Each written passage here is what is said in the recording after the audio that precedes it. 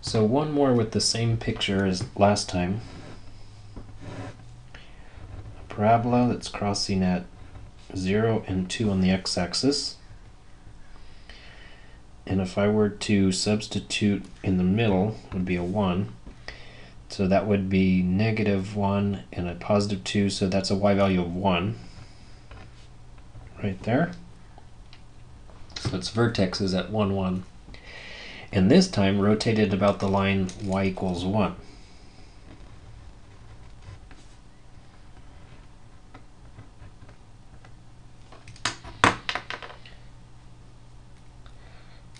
So we would need the representative rectangles going this way.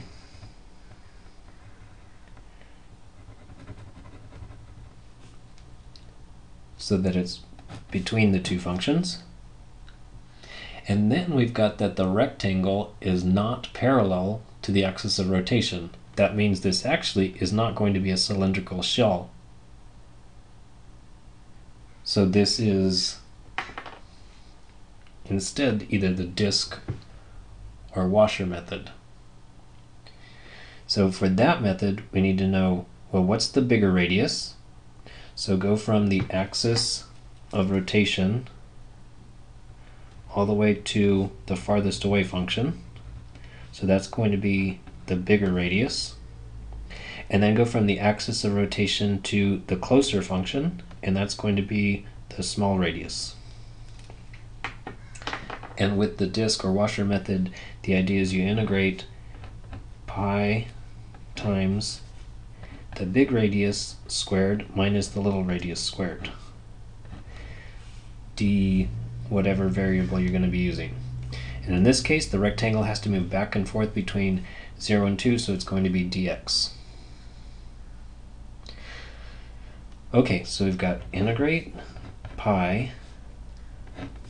The big radius is going to be from up here down to there, so that's a length of 1. And then the little one is this little gap right here. Well, at the top, it's at a height of 1.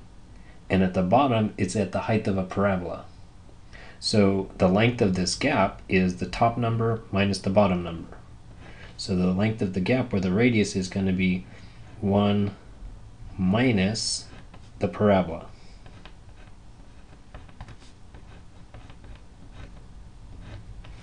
Okay, so that is the little r. Then the little r needs to be squared. And then we need that parenthesis and dx, and x going from 0 to 2.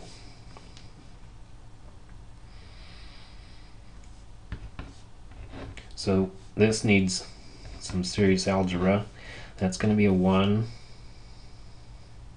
Then I need to simplify all of this part first before I square it. So let's see, that's going to be, that's that negative sign, and then parentheses, 2 negatives makes a positive x squared, and then negative on that, and then this one is positive.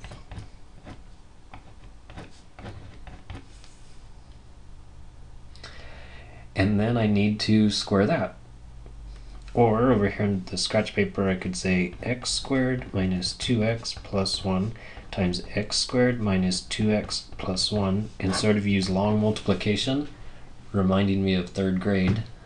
So take the 1 and multiply it with these 3 guys. Take the negative 2x and multiply it with these 3 guys.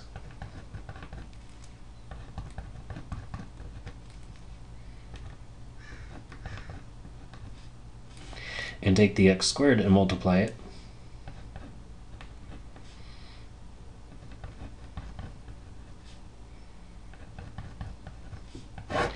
And then combine like terms, so there's a 1 over there, there's negative 4x's, there's 1, 2, and 4 more is 6x squared, or negative 4x to the 3, and then x to the 4. Okay, then it's 1 minus that. So the pi, I'm just going to factor that out of the way. So it's 1 minus all of this stuff. Well, when we get to the 1 minus the 1, they're going to cancel. Otherwise, this is just going to change all of those signs. So we're integrating negative x to the 4th, positive 4x to the 3, negative 6x squared, and positive 4x.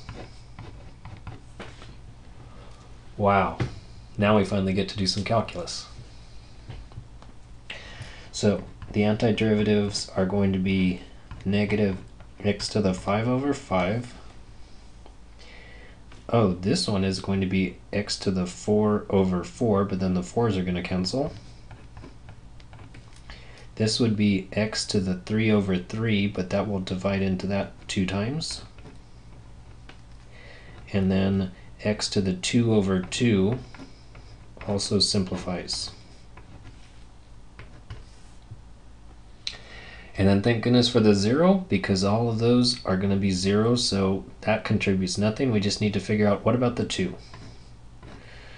So 2 to the 5th, 1, 2, 3, 4, 5 of them, that would be a 4, and a 4 makes 16, times 2 is 32. So negative 32 over 5 plus 16 minus, this would be 8 times 2 is 16. And this would be 4 times 2 is 8. So we've really got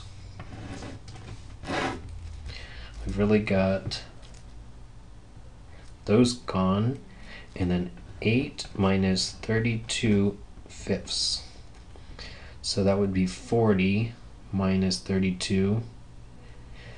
So 40 fifths minus 32 fifths, 8 fifths.